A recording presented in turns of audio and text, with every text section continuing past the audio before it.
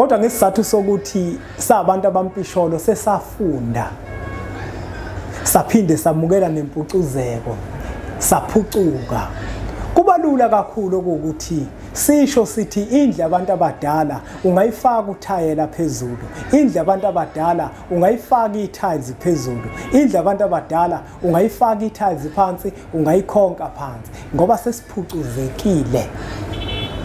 Kanti ukuphucuzeka kwethu kuyasilimaza ngokwesintu nangokwemvelo.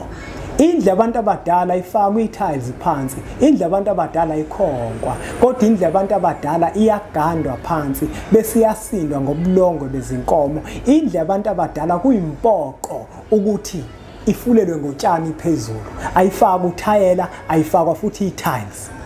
Omunye umuntu sike sithi masikubalula ukuthi abantu abadala umsindo abawuthandi. Awukwazi ukuthatha uthayela ufake phezulu kwendle abantu abadala ngoba izoba ngumsindo. Abesethi ke mina mangiyakha ngizoyifulela nge-tiles ngoba i-tiles alubanga umsindo izulu malina. Ngizofaka no ceiling board. Hayi bafowethu.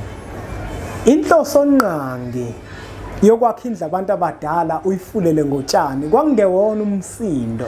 Umsindo ezinye zezinto abantu abadala abangayithakaseleli nabangayithandi. Kodwa inhloso nqangi eyayenza abantu abadala ukuthi indlu yabo ifulelwe ngotshani ingoba asisakwazi ukukhuluma nogogo, khuluma kokuthethene izinto, amafasha abahlosile bathi uzokhuluza ugogo bewe. Asisakwazi ukukhuluma nogogo bungayesethu wewo sakhuleka kunina abakhulu hayikhona bogogo nomkhulu. Igama umfoka mbanje ithi sasimbiza ngonduna kandaba, hayikhona yasuke yahlala impungu sihlebulela ulwazi. Izinto zaqala zakhanya nenkinga zaphela emphela ndaba. Isizwe kithi siyakhala sekukhona nenyanga zamanga, izinto sakithi siyahamba engathi sekukhona abafundisi bamanga.